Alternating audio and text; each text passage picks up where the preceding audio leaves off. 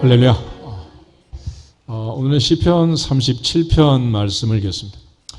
시편 37편은 다윗의 시라고 해요. 다윗의 시. 다윗의 인생은 한마디로 전쟁이었습니다. 전쟁. 그러나 다윗은 전쟁은 여호와께 속한 것이다. 그러면서 전쟁 같은 삶을 살았습니다. 우리에게는 인생을 적자생존, 생존 전쟁 이런 표현을 쓰는데 이번에도 그동안 겪어보지 못한 이상한 태풍이 지나갔다. 그렇게 기사들이 기록을 하고 있더라고요. 중국 쪽으로 향하던 태풍이 그쪽으로 사라질 줄 알았더니 그쪽에 있는 고기압이 벽이 돼가지고 핑퐁하듯이 일본 쪽으로 방향을 틀었다가 일본 쪽으로 갈 줄 알았더니 태평양 쪽에 있는 고기압에 또 벽을 부딪혀가지고 탁구공이 한반도로 올라오듯이 이거 올라와가지고 육지로 올라오면 이게 세력이 약해지고 속도가 빨라지는데 이번엔 느림보 태풍이 돼가지고 경험하지 못한 이상한 태풍이 올라갔다는 이런 일이 앞으로 계속 더 많이 있을 거다라고 얘기하는데 결국 그러거나 저러거나 빙하기를 거쳐서 인류가 살아오는 이 모든 삶 속에서 전쟁 같은 이 세월을 살고 있지만은 결국 생존하지 못하면, 살아남지 못하면 죽는 거다. 성경은 특별히 믿음의 조상들의 삶을 기록하면서 그만 어려움과 고난이 있었지만 그러나 끝까지 하나님의 은혜로 남은 자가 되었다라는 걸 강조합니다. 노아의 홍수를 보면 전 인류가 전멸했습니다. 근데 성경은 노아는 남았더라 그랬어요. 노아는 남았더라. 우리가 어떤 상황이 벌어지든지 어떤 일이 있든지 끝까지 믿음 안에서 남은 자가 되기를 주 이름으로 축복합니다. 성경은 마지막에 남은 한 사람, 그 사람의 이야기를 하는 거예요. 마태복음 1장 1절에 보면 아브라함과 다윗의 자손 예수 그리스도의 세계라 그랬어요. 결국 구약은 아브라함부터 다윗을 거쳐 예수님의 오기까지 얼마나 많은 가지치기가 있었는가라는 걸 얘기합니다. 특별히 다윗의 경우는 그의 원수였던 사울이 있습니다. 초대왕 사울이 있었고 그는 기골이 장대한 사람이었고 모든 사람이 우러러보는 사람이었습니다. 그러나 결국 하나님께서는 사울을 피하고 다윗을 세워서 하나님의 뜻을 이루어 가셨다. 궁극적으로 이러한 다윗의 인생에 있어서 한 가지 소원이 있었습니다. 그 소원이 뭐냐면 그것은 하나님의 성전을 짓는 거예요. 그는 전쟁터에서 살았고 마침내 왕이 됐습니다. 그러고 나서 그가 했던 첫 번째 일은 법궤를 옮기는 일이었습니다. 법궤를 옮기다가 웃사가 죽는, 넘어지는 법궤를 붙들었다가 오히려 붙들었던 웃사가 죽는 그런 비극이 벌어지게 되고 옆에 있는 오벳 에돔의 집으로 법궤를 옮겨놨습니다. 3개월 동안 그 집에 들려온 소식을 보니 법궤가 들어간 그날부터 그 집이 얼마나 복을 받았는지 모른다. 오벳 에돔의 자녀들은 62명인데 모두 다 능력 있는 자였는데 그들은 모조리 성전 문지기를 지망했습니다. 그럴 정도로 하나님의 법궤가 들어간 그날부터 그 집이 얼마나 많은 복을 받았냐는. 그래서 다윗이 다시 민수기의 말씀대로 고아자손을 시켰어. 법궤를 어깨에 메고 손으로 만지지 않도록 그렇게 해서 다윗성 예루살렘으로 옮겨오게 됩니다. 그러나 그가 왕이 되고 백향목 궁에 상하침대에 잠을 자지만 여전히 잠자리가 불편한 거예요. 하나님의 법궤를 생각하면 마음이 늘 쓰리고 아프다. 나는 이렇게 좋은 집에 사는데 법궤는 천막 속에 비바람을 맞고 방치되어 있는 그런 상태를 보면서 선지자 나단을 부르게 됩니다. 그리고 그의 소원을 얘기하게 됩니다. 그게 바로 사무엘하 7장의 이야기인데 이 사무엘하 7장을 한번 찾아보겠습니다. 사무엘하 7장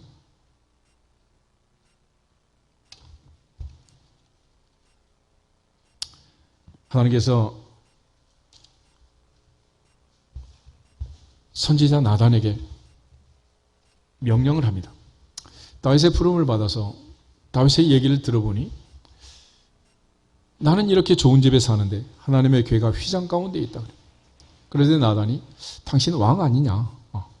마음대로 할 수 있지 않느냐? 당신의 마음에 있는 모든 것을 행하소서. 그리고 집으로 돌아갑니다.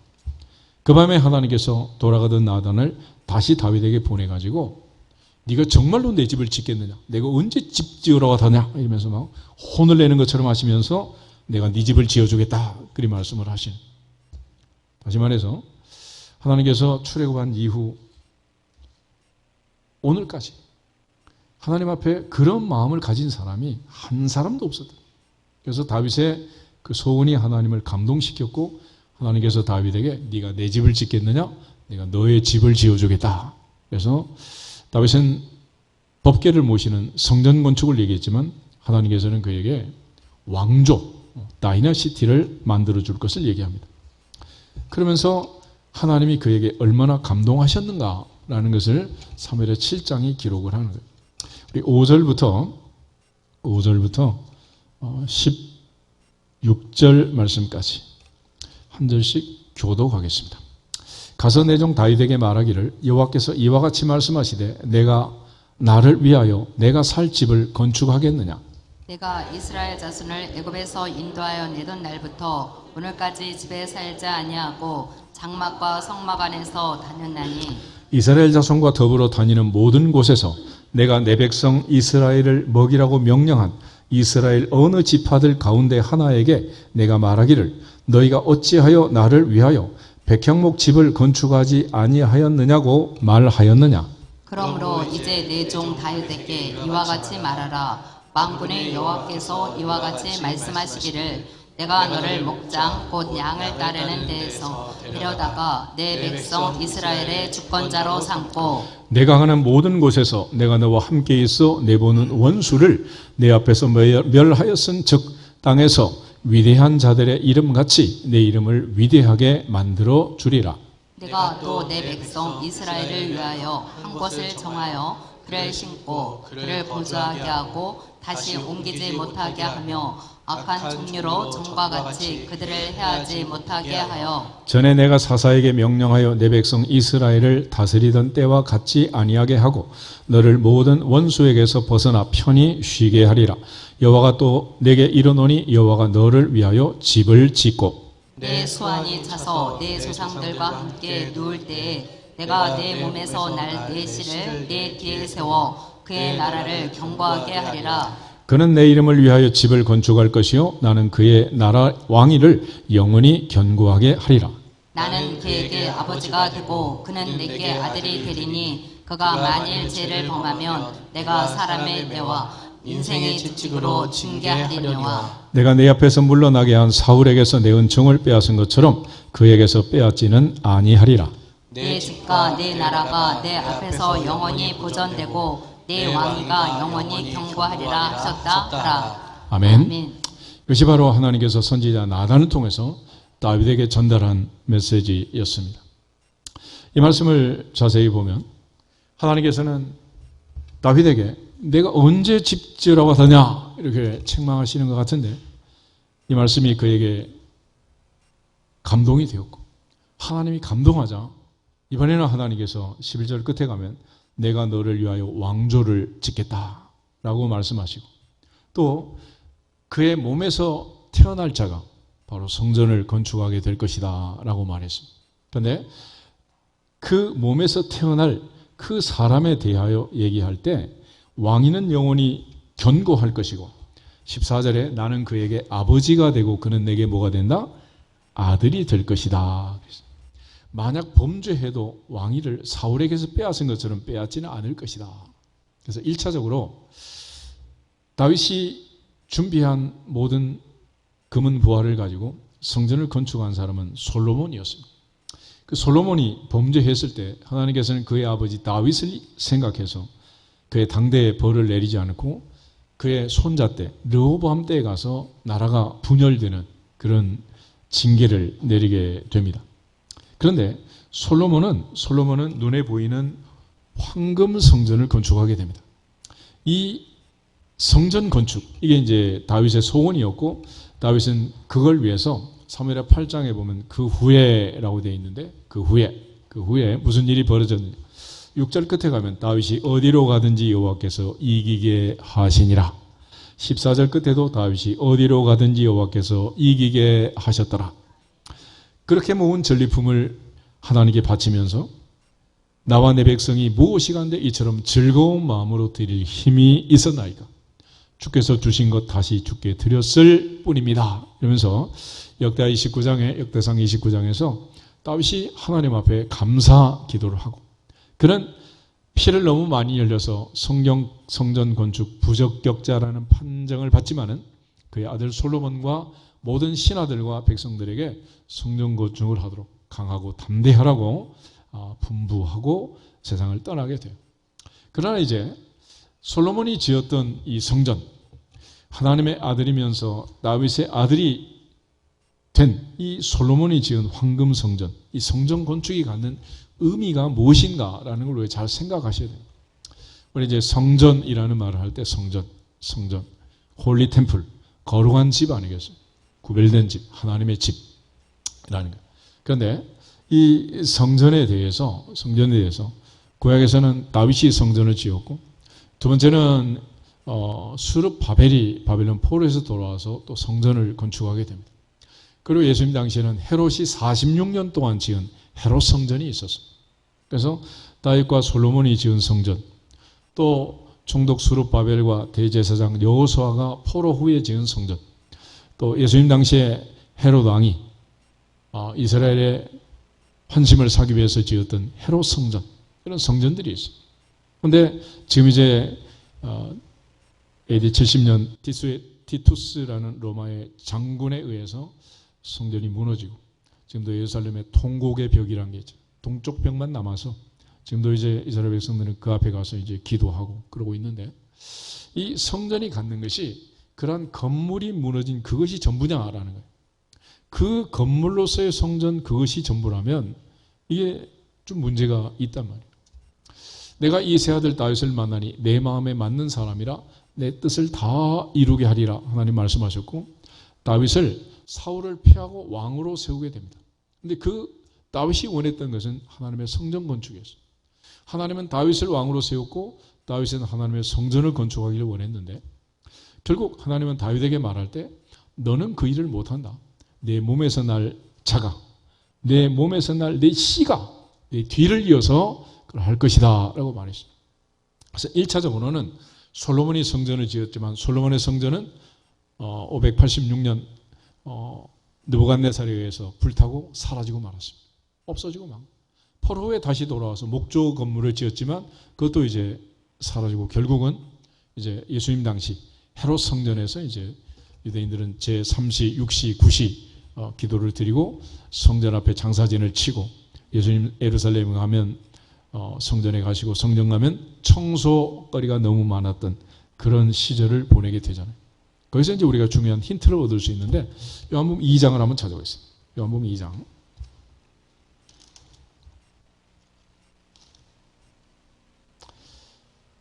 19절부터 22절, 19절에서 22절 우리 같이 한번 보겠습니다.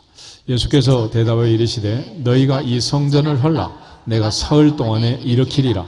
유대인들이 이르되 이 성전은 46년 동안에 지었거늘 내가 3일 동안에 일으키겠느냐 하더라. 그러나 예수는 성전된 자기 육체를 가리켜 말씀하신 것이라. 죽은 자 가운데서 살아나신 후에야 제자들이 이 말씀하신 것을 기억하고 성경과 예수께서 하신 말씀을 믿었더라. 아멘. 요한복음 2장에 보면 예수님께서 이 성전을 헐라 내가 사흘 만에 세운다 그랬습니다. 요나의 표적밖에는 보일 게 없다라고 말했는데 3일 만에 예수님이 세운 성전, 그게 바로 예수님의 죽음과 부활로 세운 구원의 완성, 이게 바로 성전이라는 성전. 그래서 예수님은 자기 몸을 가리켜 성전이라고 말씀하신 거예요. 그런데 이 성전에 대해서 사도 바울은 우리의 몸이 성전이라고 또 얘기해요. 성전. 고린도전서 3장 한번 보실까요?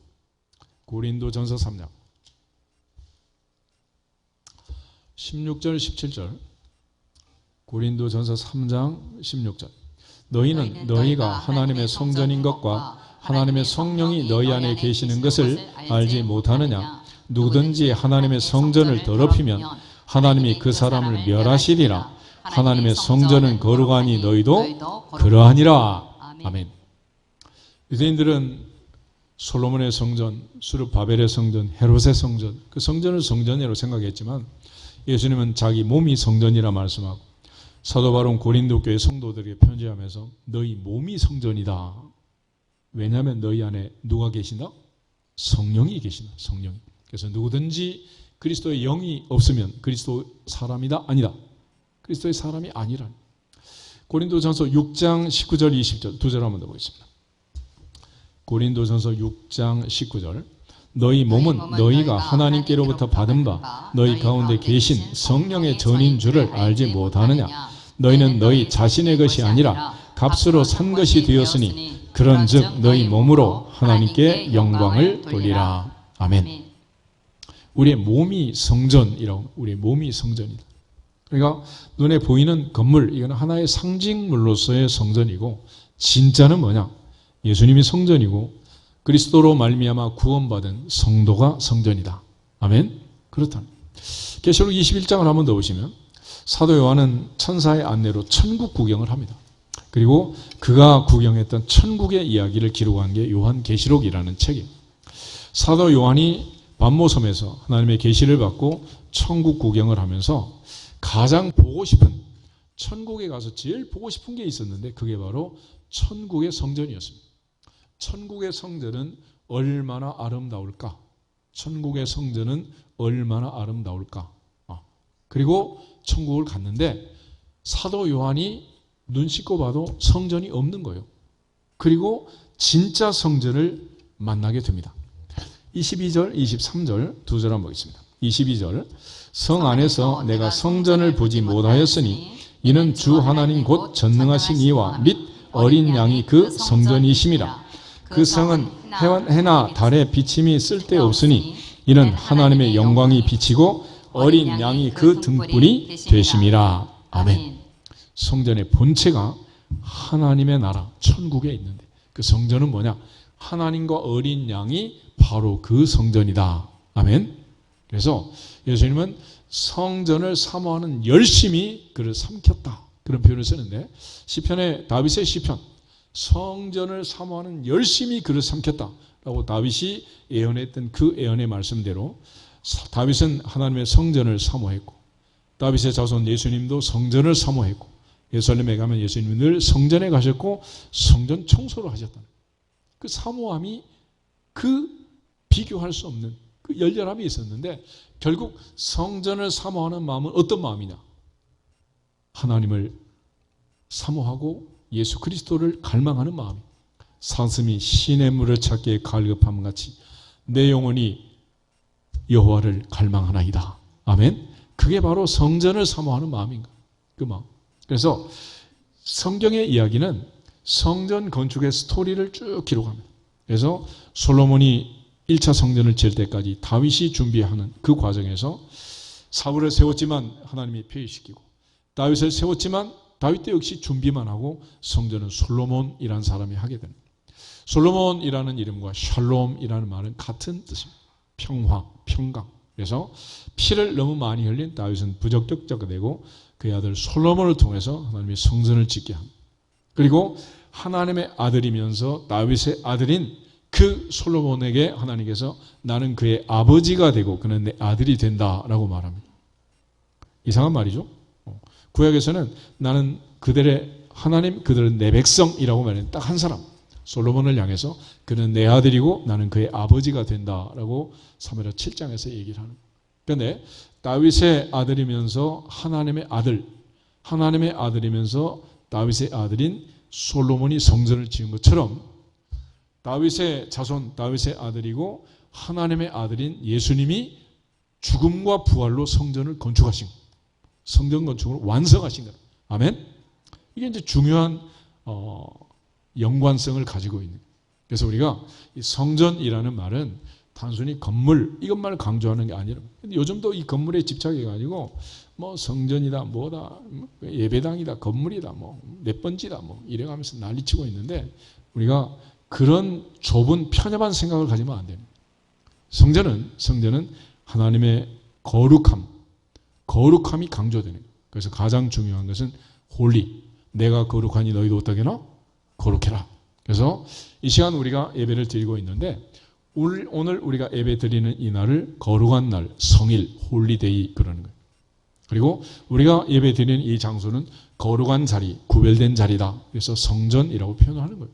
남들은 다 그러는데 이게 성전이야 그러면 꼭 예배당 그래야 시원해요? 캐톨릭 하면 성당, 거룩한 집 그러잖아. 철대에서 불천 그러잖아. 그래 안 그래? 근데 우리만 꼭 그렇게 예배당 그래야 시원해? 그래서 절에 다니면서 이런 책을 뭐라 그래? 불경 그러잖아. 경이라고 경. 근데 거룩한 책 그래서 홀리 바이블 성경 그러는 거 아니야? 근데 꼭 성서 그래야 시원해? 이상하잖아. 그래서 어떤 사람은 꼭 성가대 그러는 말, 찬양대 그러면 더 시원해? 이상한 사람이 많아요 너무. 찬양대든 성가대든 하나님을 기쁘게 하는 노래를 부를 줄 알아야지. 그건 못하면서 말만 용어만 따지면 그게 무슨 의미가 있냔 말이에요. 이게. 진짜 성전은 뭐다? 하나님과 어린 양이 성전이란 말이에요. 그 결론을 알아야지. 하나님과 어린 양은 잊어버리고 벽돌 가지고 건물 가지고 대리석이냐 뭐 맥반석이냐 이러고 있으면 되겠냔 말이에요. 그래서 주님께서 우리에게 이 땅에 오셔서 가르쳐 주신 것은 성전은 돌 위에 돌 하나도 남기지 않고 다 무너질 그 건물이 아니고 내가 성전이다. 너희가 성전이다. 내가 거룩하니 너희도 거룩할지어다. 그래서 우리가 성전을 건축한다는 것은 예수 그리스도를 담는 것이고 내 안에 죄성을 던져버리고 그리스도의 온유하고 겸손한 마음을 가지고 주님을 닮은 그리스도의 영이 없으면 그리스도인이 아니잖아요. 그리스도라는 말은 기름 부음을 받은 자라는 뜻이죠. 그러므로 그리스도인이라는 말은 당연히 성령의 기름 부으심을 받은 자가 그리스도인이다. 아멘. 그래서 성령이 없으면 성령의 임재가 없으면 너희 안에 거하시는 성령이 아니면 우리는 성전이라고 할 수 없는 거죠. 무슨 의미가 있겠어요? 그래서 그러한 다윗의 소원 그것은 단지 건물 짓고 싶다, 황금 성전 짓고 싶다 그런 얘기가 아니에요. 하나님께서는 그에게 네가 내 집을 짓겠느냐? 내가 네 집을 지어주겠다.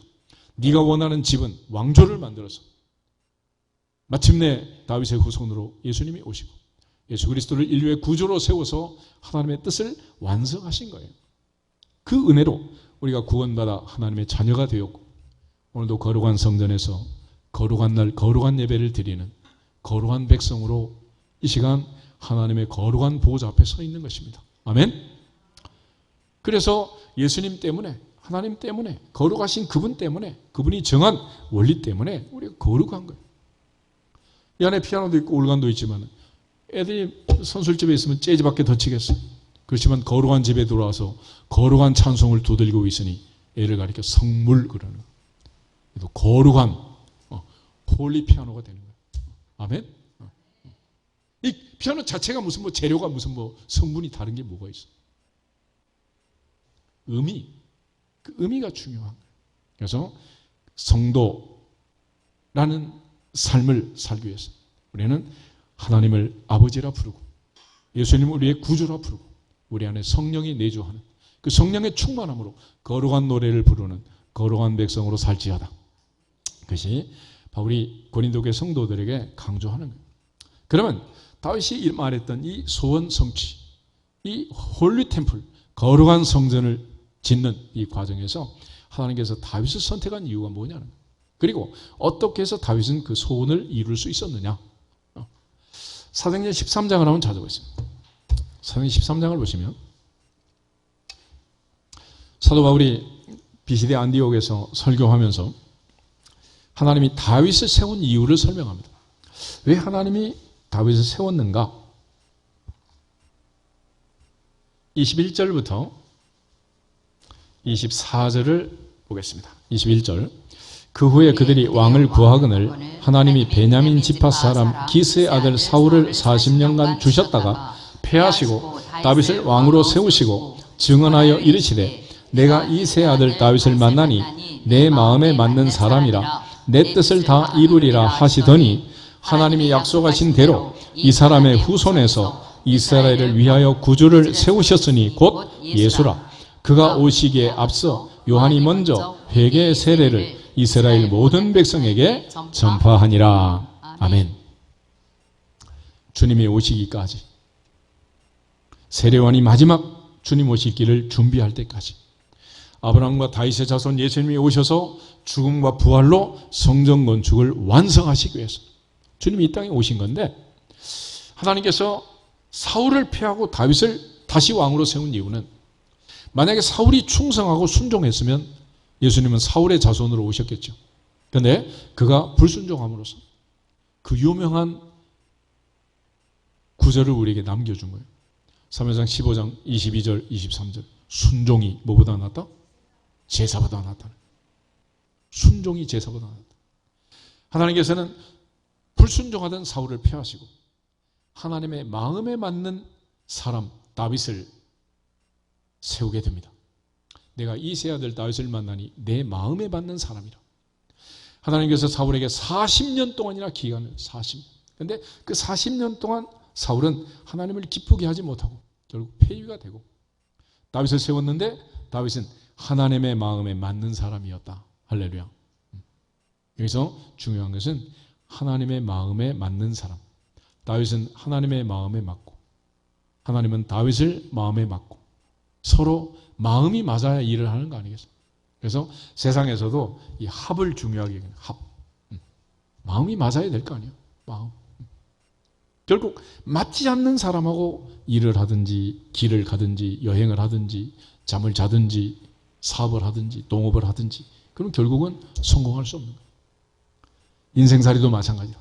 그래서 그 옛날 할머니 할아버지 딸 시집 보낼 때 보지도 않고 보냈지만 그래도 보고 보낸 게 하나가 있어요. 그게 궁합이란 거 아니에요? 합을 본 거예요. 합을. 맞는지 안 맞는지. 안 맞는 집에 내 딸이 시집 가서 고생하면 안 되는 거 아니겠어요? 그래서 하나님께서도 다윗을 내 마음에 맞는 사람이라 내 뜻을 다 이루려고 했는데, 여기서 하나님의 뜻은 결국 뭐냐? 약속하신 대로 이 사람 다윗의 후손에서 이스라엘을 위하여 구주를 세우셨으니 곧 누구다? 예수님이다. 예수님을 세우기까지, 예수님이 오시기까지 하나님께서는 다윗을 통하여 그 뜻을 다 이루겠다고 약속하셨고, 성경은 바로 하나님이 다윗에게 약속한 그 이야기가, 스토리가 이루어지는 이야기. 그래서 아브라함과 다윗의 자손 예수 그리스도의 세계라. 그래서 구약은 아브라함과 다윗의 자손으로 오신 예수님을 소개하고 있고, 또 신약은 예수님을 통해서 모든 이방인이 구원을 받는 이야기를 기록하고 있습니다. 그래서 구약에서는 가지치기를 하고 신약에서는 접붙이기를 해서 오늘 이방인 우리가 이 자리에, 거룩한 예배의 자리에 참여해서 하나님의 자녀라고, 하나님을 아버지라고 부르면서 기도도 하고 찬송도 하고 말씀도 듣고, 할렐루야. 예배 끝나면 또 밥도 먹을 거 아니야. 이 놀라운 은혜를 받은 거예요. 아멘. 그것이 바로 모두가 다 하나님께서 한 사람, 내 마음에 맞는 사람 다윗을 만나고 그를 세워서 이루신 언약의 역사라는 것입니다. 그런데 그 다윗이 얘기할 때 오늘 시편 37편을 보면 4절에 이렇게 말합니다. 또 여호와를 기뻐하라. 그가 내 마음의 소원을 내게 이루어 주시리로다. 그래서 다윗은 하나님이 내 마음의 소원을 이루어 주셨습니다 라고 말하고, 하나님은 내 마음에 맞는 다윗의 자손을 통해서 내 소원을 다 이루겠다라고 말씀하신 거예요. 이런 차원에서 우리가 이제 다윗의 소원 성취의 과정을 보면 그는 어떻게 해서 이 소원을 다 이루고 하나님의 마음에 합당한 사람이 되었을까라는 거예요. 그래서 첫 번째는 오늘 1절부터 3절을 같이 한번 읽겠습니다. 시편 37편 1절에 3절. 악을 행하는 자들 때문에 불평하지 말며 불의를 행하는 자들을 시기하지 말지어다. 그들은 풀과 같이 속히 배임을 당할 것이며 푸른 채소같이 쇠잔할 것이미로다. 여호와를 의뢰하고 선을 행하라. 땅에 머무는 동안 그의 성실을 먹을거리로 삼을지어다. 아멘. 첫 번째는 악한 자들 때문에, 악행을 하는 자들 때문에 불평하지 말고 불의를 행하는 자들을 시기하지 말아라 그랬습니다. 요즘 들려오는 뉴스들은 너무도 끔찍한 묻지마 살인, 묻지마 범죄들이 너무 많은데 도대체 세상이 왜 그럴까 생각하지만은 그는 다 심는 대로 거두는 것입니다. 지금 우리가 아이들을 양육해서 기르는 그 과정을 거치지만 이제 요즘은 장가도 안 가고 시집도 안 가고 애도 안 낳고 이제 못 키우겠다 그러잖아. 그 왜 그러겠어요? 왜 그러겠어요? 학교라는 데를 애들을 보내면 멀쩡하게 생긴 애들을 점수를 매겨서 등수를 매겨서 줄을 세우는 거예요. 1등부터 30등, 40등, 50등. 그렇지만 놀랍게 그렇게 등수를 붙여놓으면 애들은 그 등수에 맞는 애들이 된대 또. 1등은 1등이 되고 꼴찌는 꼴찌가 되는 거예요. 그래서 어떤 학교는 5등반을 만들고 10등반을 만드는데 공부 못하는 애가 5등반에 들어가면 5등생이 된대. 5등반에도 10등반에 넣으면 또 10등생이 된대요. 희한하잖아 그게. 그리고 심지어 대학이라는 데를 모두 다 보내가지고 대학생 아닌 애들이 없잖아. 근데 그 대학이란 게 상대평가라는 거예요. 상대평가. 그게 뭐냐? 한 번에 30명, 50명, 100명 그러면 A, B, C로 나눠가지고 몇 퍼센트는 A, 몇 퍼센트는 C가 돼야 되는 거예요. 최소 30%는 A, 30%는 C. 그러면 내가 잘하고 못하고를 떠나서 무조건 그 비율에 따라서 분포가 되는 거예요. 분포가. 그래서 요즘 교수님들이 왜 내가 C학점입니까? 그러면 설명할 방법이 한 가지밖에 없어. 다른 애들이 너보다 잘해서 그래. 네가 상대적으로 못해서 그래. 그 말 외에는 할 말이 없는 거야. 절대적으로 A가 무슨 바보거나 그것도 아니야. 그러니까 반대로 A학점 받은 애들은 지가 잘해서 A를 받은 것도 아니야. 상대적으로 다른 애들이 너무 잠자고 개판치고 놀고 그래가지고 상대적으로 네가 A를 받은 것뿐이야. 그런 세상이 됐단 말이야. 그러니까 애들이 내가 C를 받은 이유는 억울하다 억울하지 않다? C 받은 A 입장에서 보면 억울하겠어? 안 억울하겠어? 내가 A가 되려면 어떻게 해야 되겠어? A 받은 애들 다 때려 없애면 내가 A 될 거 아니야.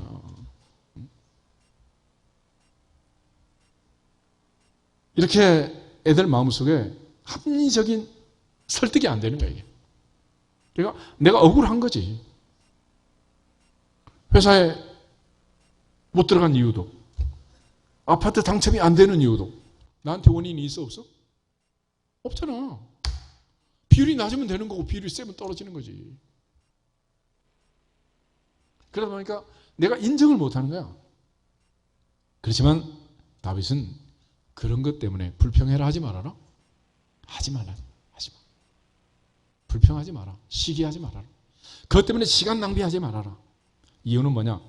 2절에 보면 그들은 풀과 같이 속히 배임을 당할 것이고 풀은 채소같이 쇠잔할 것이다. 10절에 보면 잠시 후에는 악인이 없어지리니 내가 그곳을 자세히 살필지라도 없으리로다. 잠시 잠깐 풀의 꽃같이 사라지는 인생이다. 아침 이슬같이 사라지는 것이다. 너무 그것이 영원한 것인 것처럼 거기에 붙들려서 원망하고 불평하고 그렇게 보낼 만큼 시간이 한가지 않다는. 그것 때문에 불평하고 원망하고 시기하고 실족하고 넘어지면 안 된다. 선지자 하박국을 보면 하박국이 하나님께 그런 불평을 했어요. 세상이 왜 그렇습니까? 세상이 왜 그렇습니까?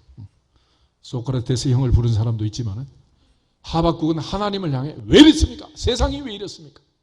왜 악한 자가 득세하고 선을 행하는 자, 하나님을 믿는 신실한 자들이 이렇게 고통 속에 살고 있습니까? 잔재주 부리고 잔머리 쓰는 사람들은 법망을 다 피해가고 어리숙하게 가다가 넓어지고 실족하는 이런 일이 너무 많다는 거예요. 그래서 하나님께서 하박국에 하시는 말씀, 하박국아 걱정하지 마라. 내가 다 보고 있다. 반드시 심판한다. 그리고 내가 심판을 하면 그때는 살아남을 자가 없다. 신흥제국 바벨론을 통해서 예루살렘을 짓밟게 될 것이고 예루살렘은 다 멸망한다. 그래서 느부갓네살이 BC 586년 황금성전을 불지르고 예루살렘 거민을 잡아가고 초토화시키는 이런 끔찍한 사건이 발생한 거 아니겠어요? 그런데 하박국이 하나님께 다시 묻습니다. 아무리 그래도 하나님의 거룩한 백성들이 사는 이 거룩한 성을 그렇게 멸망시키시면 되겠습니까? 더 악한 이방의 왕이 하나님의 성을 짓밟도록 내버려두면 되겠습니까? 그럴 때 하나님이 주신 그 유명한 대답이 하박국 2장 4절이에요. 그러나 나의 의는 오직 믿음으로 살리라. 오직 믿음으로 살리라. 나의 의는 믿음으로 살리라. 그러면 성도는 어떤 상황에서든지 믿음으로 사는 거지 불평, 불만, 원망, 시기, 질투, 전쟁, 다투고 싸움으로 살 수 있는 게 아니라는 거예요.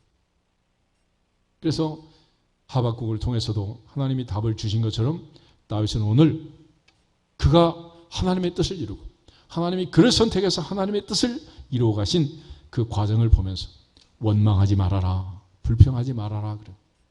다윗은 사울을 죽일 수 있는 기회가 여러 번 있었습니다. 그런데 죽이지 않았어요. 왜냐하면 세우신 분이 하나님이시니 만약 하나님이 패하시면 얼마든지 패하겠지만 하나님이 세운 자를, 하나님이 기름 부은 자들, 사람이 끌어내릴 수 있다 없다? 그건 없다는 거예요. 그건 안 된다. 그래서 하나님께 맡긴 거예요. 하나님께. 그래서 다윗은 그 원수 같은 자기를 죽이려는 40년 동안 자기만을 쫓아다닌 그 사울을 내려놓고 하나님 앞에서 원망하지 않았습니다. 여호와는 나의 목자시니 내게 부족함이 없으리로다. 나의 힘이 되신 여호와여, 내가 주님을 사랑합니다. 내가 여호와를 항상 내 앞에 모시며 그가 오른쪽에 계심으로 내가 넘어지지 아니하리로다. 할렐루야.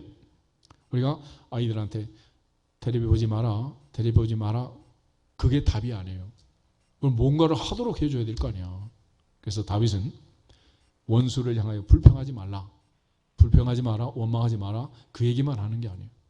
나의 힘이 되신 여호와여, 내가 주님을 사랑합니다. 주님 사랑하는 시간도 모자란데 불평할 시간이 어디 있냐면 사망의 음침한 골짜기를 다녀도 주께서 나와 함께 하심이라. 함께 하심이라. 그는 늘 하나님께 집중하고 초점을 하나님께 맞춰서 여호와를 항상 내 앞에 모셨기 때문에 다윗의 인생에는 근심, 걱정, 염려, 불평, 불만이 들어올 틈새가 없는 거예요. 틈새가. 그래서 하나님 앞에 은혜를 받고 소원을 성취하고 하나님이 다윗을 통해서 다 이루시는 이 과정을 경험하고 다윗은 첫 번째로 우리에게 원망하지 마라, 불평하지 마라. 그래. 정말 기도하신 것처럼 무더위 짜증내고 뭐 그럴 수 있겠지만은 그러나 여러분 조금만 기다리면 올해도 틀림없이 확실히 반드시 천고마비의 계절 가을이 올 줄로 믿습니다. 믿습니까? 오는 거예요. 아멘? 요즘 같으면 안 올 것 같지. 올 것 같아. 그렇지만 가을은 온다. 아멘? 그러면 인사하겠습니다. 가을은 반드시 옵니다. 가을은 반드시 옵니다. 조금만 참읍시다. 조금만 참읍시다. 그새를 못 참아가지고 말이야. 우리는 세상을 엉망으로 만들고 있는 거야. 그래서 올여름도 얼마나 많은 에어컨을 틀어대는지 남극의 빙하가 다 녹고 해수면의 온도가 올라가고 태풍은 갈지자를 걷다 못해 그 슈퍼컴퓨터도 예측을 못하는 진로로 예상할 수 없는 그런 길을 걸어가고 있잖아요. 이게 도대체 왜 그러겠어요? 우리가 하나님의 말씀에 불순종해서 그러는 거예요. 그러므로 사울의 인생은 항상 다윗에게 초점을 맞추고 40년을 살았고 다윗의 인생은 40년 동안 하나님께 초점을 맞추고 산 거예요.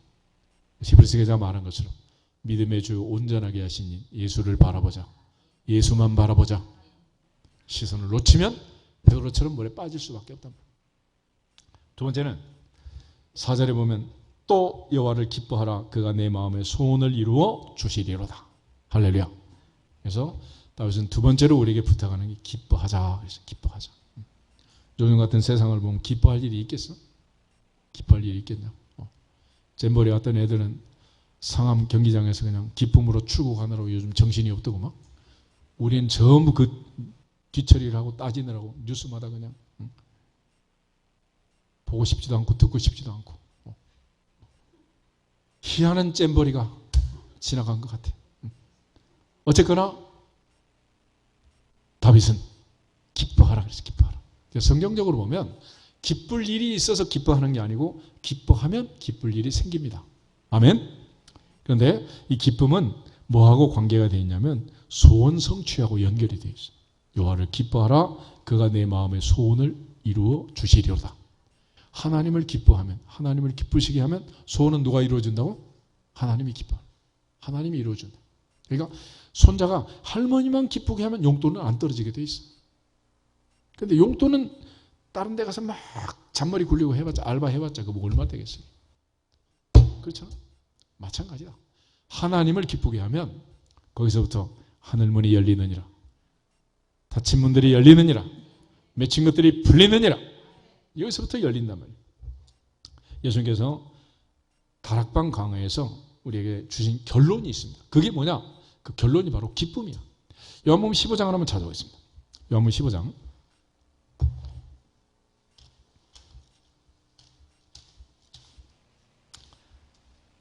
요한복음 15장 11절에 보면 14장 1절에 근심하는 제자들을 소개합니다. 너희는 마음에 근심하지 말라.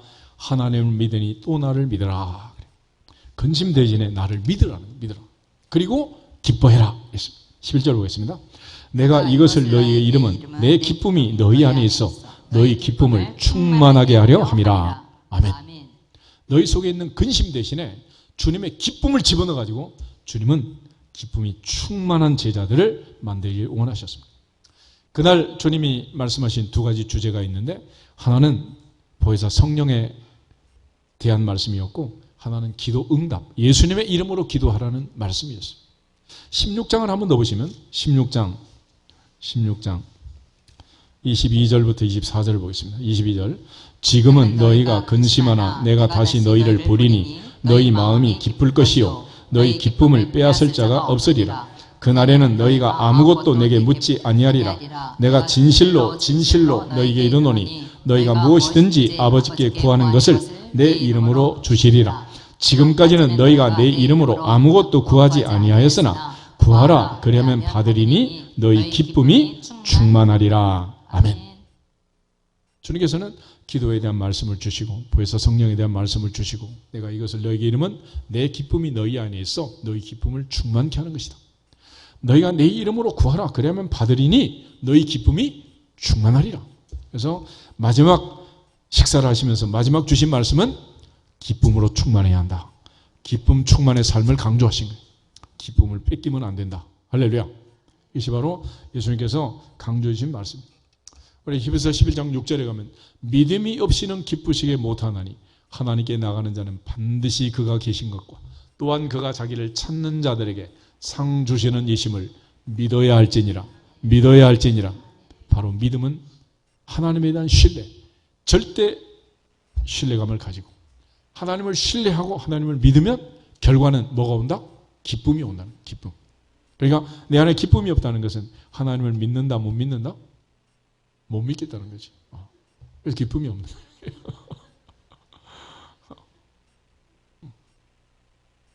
그러니까 신뢰감이 얼마나 중요한가라는 거예요. 그런 차원에서 하나님 앞에서 우리가 하나님의 뜻을 늘 얘기할 때 데살로니가전서 5장 16절부터 18절 항상 기뻐하라 쉬지 말고 기도하라 범사에 감사하라 이것이 그리스도 예수 안에서 너희를 향하신 하나님의 뜻이라 그랬죠. 뜻. 말로는 하나님의 뜻이라고 그러고 기쁨은 없고 이게 무슨 생활이야 이게. 이게 바로 정신분열 초기 현상이야 이게. 그렇잖아. 찬송은 막 가사는 기쁜데 난 하나도 안 기뻐. 그건 뭐야 그게. 그래서 요즘 애들 노래 부르는 걸 보면 막 벌쩍벌쩍 뛰잖아. 막 천국에 가 있는 것 같아. 근데 가사는 뭐냐? 이별을 해가지고 슬픈 이야기야. 말이 되겠냐고 이게.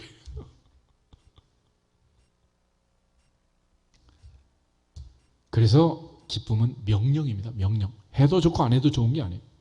빌립보서 4장 4절에 가면 항상 기뻐하라. 내가 다시 말하노니 기뻐하라. 기뻐하라는 기뻐해. 명령이다. 해도 좋고 안 해도 좋은 게 아니에요. 기뻐하라는 거예요. 기뻐하라. 그래서 사람은 놀랍게 기뻐하면 또 기쁨이 생기는 거예요. 그런 차원에서 이 기쁨이라는 것은 모든 병을 이기는 어떤 약보다 강력한 면역 항암제가 되는 거예요. 그래서 가짜로라도 웃으면 효력이 있다 그러잖아요.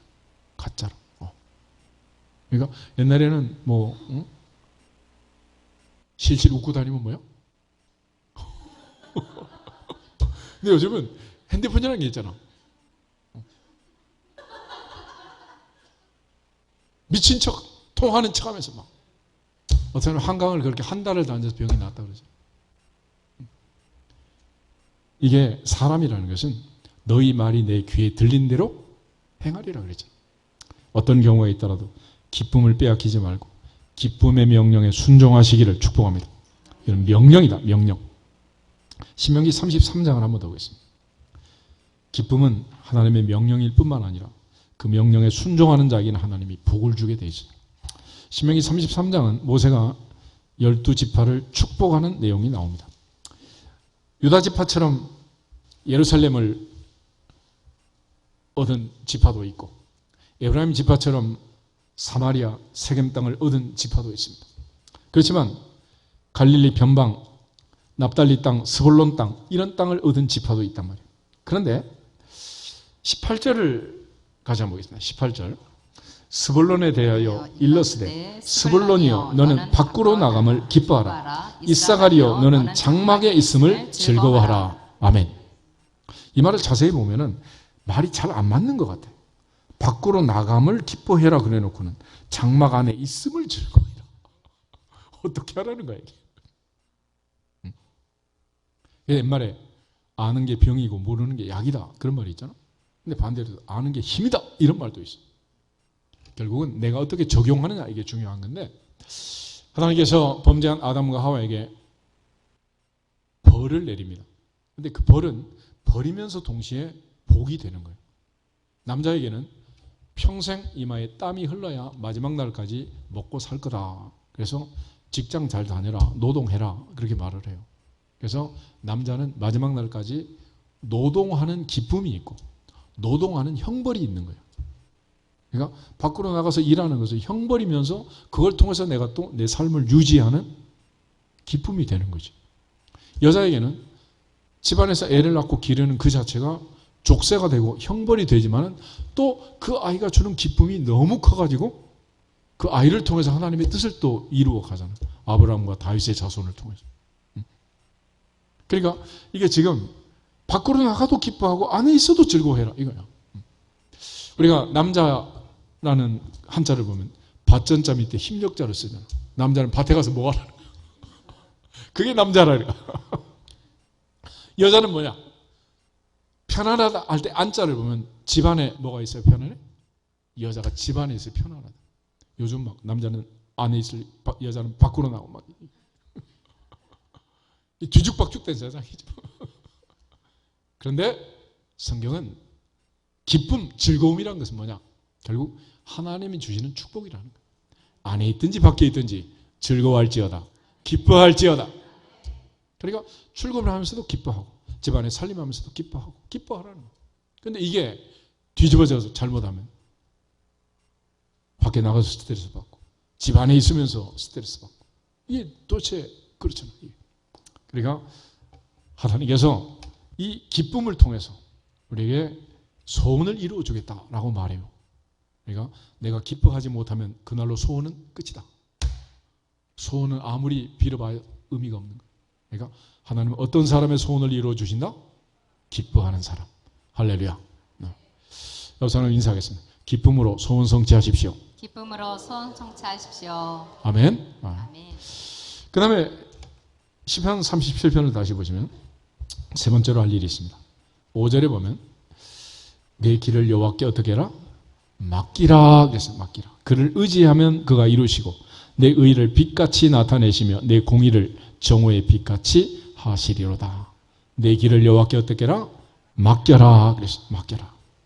다윗이 내 길을 여호와께 맡겨라 그랬더니 부전자전 다윗의 아들 솔로몬이 잠언 16장에서 유명한 경영 철학을 발표해요. 잠언 16장은 보겠습니다. 시편 다음에 잠언이 있는데 잠언 16장 잠언 16장 1절 보겠습니다. 1절 마음의 경영은 사람에게 있어도 말의 응답은 여호와께로부터 나오느니라. 3절 너의 행사를 여호와께 맡기라. 그리하면 내가 경영하는 것이 이루어지리라. 9절 사람이 마음으로 자기의 길을 계획할지라도 그의 걸음을 인도하시는 이는 여호와시니라. 아멘. 특별히 3절 너의 행사를 여호와께 어떻게 해라? 맡겨라. 그래서 맡겨라. 맡긴다는 것은 믿음이고 신뢰감입니다. 믿지 못하면 맡길 수 없는 거죠. 그렇지 않겠어요? 맡길 수가 없는. 미국에서 실리콘밸리에 은행 사태가 나고 한국은 뭐 새마을금고 어쩌고 저쩌고 또 어느 뭐 증권회사는 직원이 뭐 수백억을 또 어떻게 하고 뭐 이런 뭐 이상한 뉴스들이 너무 많잖아. 보고 싶지도 않고 듣고 싶지도 않은 뉴스들인데 결국 이 모든 과정에서 중요한 것은 뭐냐? 신뢰감 아니겠어요? 믿지 못하면 맡길 수 있다 없다? 못 맡기는 것이. 그래서 미호나 고우나 맡길 데 없으면 엄마 어떻게 그리고 친정으로 가는 거 아니야? 그래서 나 어려서부터 외갓집 덕 보고 큰 거 아니야. 그 집밖에 맡길 데가 없어가지고. 지금 하나님께 소원 성취를 위해서는 하나님께 어떻게 해라? 맡기라는 거야. 맡겨. 그래서 우리가 올 때는 하나님께 맡긴다고 올망졸망 무거운 근심 걱정 염려를 8톤 특으로 한 10대씩 끌고 왔는데 갈 때는 또 다 가져가기 때문에 교회는 청소할 게 없어. 너무 깨끗해. 맡기려고 가져왔으면 맡기고 가세요. 아멘? 인사하겠습니다. 오늘은 맡기고 갑시다. 오늘은 맡기고 갑시다. 지금 보면 예배드리는 이 시간에도 그 무거운 짐을 막 올망졸망 짊어지고 손도 못 내리고 왜 그러세요? 옆 사람 다시 한번 인사. 제발 내려놓으세요. 제발 내려놓읍시다. 좀 내려놓으라고. 그렇게 못 믿겠어? 맡기세요. 하나님께 맡기라는 거예요. 그러면 하나님께서 맡아주신다. 하나님께서도 일을 맡길 때 아무에게나 맡기지 않습니다. 내가 이세 아들 다윗을 만나니 내 마음에 맞는 사람이다. 그래서 사도 바울이 말할 때 맡은 자에게 구할 것은 뭐다? 충성 그랬잖아요. 디모데전서 1장에 보면 하나님은 나를 충성되이 여겨 내게 직분을 맡기셨다 그랬어요. 그리고 그 하나님의 신뢰감을 받았기 때문에 사도 바울은 하나님 앞에서 맡은 자에게 구할 것은 뭐다? 충성이라. 충성. 이제 우리 임직식을 또 이제 해야 되는데 하나님께서 내가 잘나서 이뻐서 키가 커서 코가 커서 뭐 맡겨준 것도 아니고 충성되이 여겨 맡기십니다. 아멘. 그러므로 맡은 자에게 구할 것은 뭐다? 충성이다. 이상도 이하도 아니야. 그래서 하나님은 나를 믿고 나는 하나님을 믿고 하나님은 나를 신뢰하고 믿어주시고 나는 하나님을 전폭적으로 믿고 맡기면 하나님께서 맡아주실 줄로 믿습니다. 2달란트 5달란트 받은 자에게 하나님이 주신 칭찬은 똑같아요. 잘하였도다. 착하고 충성된 종아. 내가 적은 일에 충성하였음에 내 주인의 즐거움에 참여할지어다. 그랬습니다. 하나님 앞에서 내가 많은 것을 내게 맡기겠다. 내가 적은 일에 충성하였음에 내게 많은 것을 맡기리니 내 주인의 즐거움에 참여할지어다. 하나님께서는 2달란트 5달란트 주시고 충성할 때 그에게 500달란트 5000달란트 5억 달란트 5만 달란트 5조 달란트 맡긴다는 거예요. 할렐루야. 근데 이 작은 일에 충성하지 못하면 어떻게 맡길 수가 있겠냐는 거죠. 그런 차원에서 사도 바울은 원수 갚는 것도 주께 어떻게 해라? 맡기라는. 원수 때문에 잠 못 자지 말고 맡기라는 거. 맡겨. 아멘. 그래서 어떤 일이든지 나 혼자 붙들고 고민하지 말고 맡길지어다. 맡기면 하나님 맡아주세요. 그리고 그렇게 맡기는 사람, 믿고 신뢰하는 그 사람의 소원을 성취해 주시고 그 사람을 통해서 하나님은 언약을 성취하고 또 우리가 하나님 믿고 신뢰할 때 하나님께서 우리의 마음의 소원을 이루어 주실 줄로 믿습니다. 네 번째는 다윗이 기다려라 그랬어요. 기다려라. 7절, 8절 두 절 한번 더 보겠습니다. 시편 37편 7절 여호와 앞에 잠잠하고 참고 기다리라. 자기 길이 형통하며 악한 꾀를 이루는 자 때문에 불평하지 말지어다. 분을 그치고 노를 버리며 불평하지 말라. 오히려 악을 만들 뿐이라. 아멘. 믿음은 기다림입니다. 신앙생활은 뭐하는 거예요? 기다리는 거예요. 구약의 성도들은, 구약의 백성들은 초림의 예수, 이 땅에 오실 그리스도를 기다리는 신앙, 그게 바로 구약의 신앙생활이에요. 신약의 신앙생활은 뭐냐? 너희 가운데서 하늘로 올라가심을 본 그 예수는 너희가 가심을 본 그대로 다시 오시리라. 다시 오시리라. 다시 오실 재림의 구주를 기다리는 신앙. 이게 우리의 신앙인 거예요. 그래서 신앙생활은 기다리는 건데 무작정 기다리는 게 아니고 소망 가운데 확신을 가지고 믿음으로 기다리는 것이다. 아멘. 요즘 이제 사건 사고가 많아지면서 법무부에서 어떤 법안 개정을 한다고 뉴스가 나오던데 석방이 없는 무기징역 뭐 이런 표현을 쓰더라고. 그게 뭐겠어요? 한번 들어가면 영원히 끝이 없다. 무적행이라는 계시록 20장에 있는 사탄이 던져지는 징계의 자리가 있는데 끝이 없다는 끝이 없어.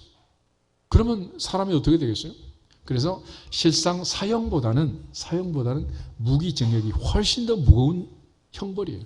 그러면 사형은 목이 잘리면 순간 그걸로 고통은 끝나버리는 거 아니겠어요? 그런데 무기징역은 영원히 살아있는 동안은 어때? 소망 없이 고통을 느끼면서 사는 거지. 그거보다 더 큰 형벌이 어디 있겠어요? 그래서 몸이 아프고 마지막 죽음의 순간에서 제발 연명치료하지 마라. 그렇게 각서를 쓰라 그러잖아요. 자식들 입장에서는 그렇게라도 살아계신 게 좋습니다 라고 얘기할지 모르겠지만 살아있는 마지막 가는 그 사람 입장에서는 빨리 가는 게 낫지. 한번 그 고통이 얼마인가를 모르니까 그렇게 붙들어 놓는 거지. 그러지 않겠어요?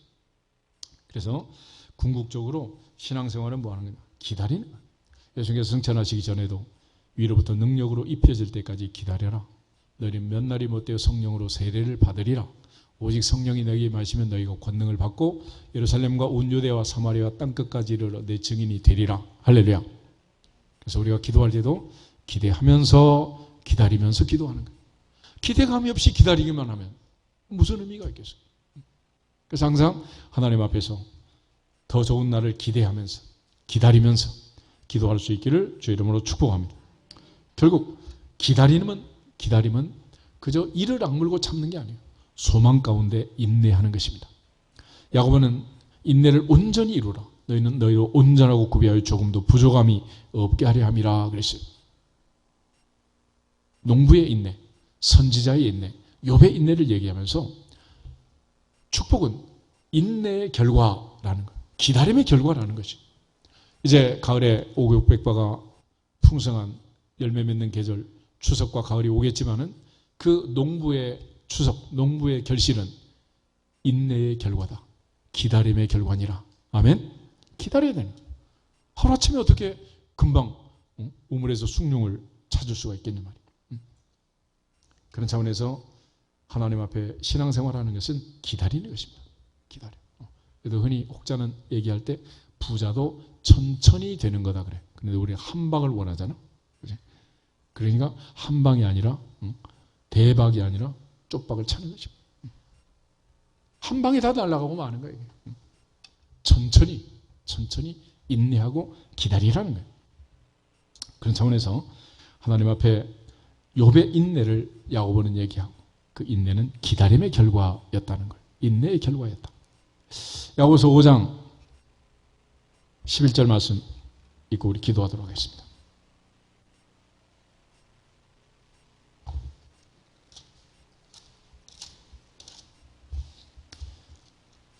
야고보서 5장 11절 말씀 한 절만 보겠습니다. 보라 인내하는 자를 우리가 복되다 하나니 너희가 욥의 인내를 들었고 주께서 주신 결말을 보았거니와 주는 가장 자비하시고 긍휼히 여기는 이시니라. 아멘. 결국 인내의 결과는 축복이다. 기쁨의 결과도 축복이다. 맡기고 나면 결과적으로 하나님이 맡아주시는 복을 누리게 되어 있는 거예요. 많은 사람들이 소원을 이루지 못하고 이를 그르치는 이유가 뭐냐? 참지 못하기 때문에, 인내하지 못해서 그러는 거예요. 조금만 더 참았으면, 조금만 더 기다렸으면 될 거를 그걸 못 기다리고 그걸 인내하지 못하고 결국은 그르치게 된다는 거예요. 그런 차원에서 하나님이 은혜를 주실 때까지 우리가 에어컨을 틀고 선풍기를 돌려가지고 전국을 시원하게 한다고 가을이 오겠냐고. 하나님이 때를 맞춰 가을이 오게 하시면 동서남북이 다 가을이 될 줄로 믿습니다. 인간의 방법으로 되는 게 아니에요. 그런 차원에서 하나님 앞에 다윗의 소원 성취 과정을 기억하면서 올여름 하나님 앞에 마음의 소원을 다 이룰 수 있기를 주 이름으로 축복합니다. 그러기 위해서 우리 다시 한번 정리하는 의미에서 우리 옆사람, 앞뒤 사람 인사하겠습니다. 원망하지 맙시다. 원망하지 맙시다. 기쁨을 빼앗기지 맙시다. 기쁨을 빼앗기지 맙시다. 주님께 다 맡깁시다. 주께 다 맡깁시다. 조금만 더 기다립시다. 조금만 더 기다립시다. 소원이 이루어질 것입니다. 소원이 이루어질 것입니다. 할렐루야. 아멘. 다 같이 주 예수 그리스도의 이름으로 형통할지어다 선포하고 기도하겠습니다. 주 예수 그리스도의 이름으로 형통할지어다. 형통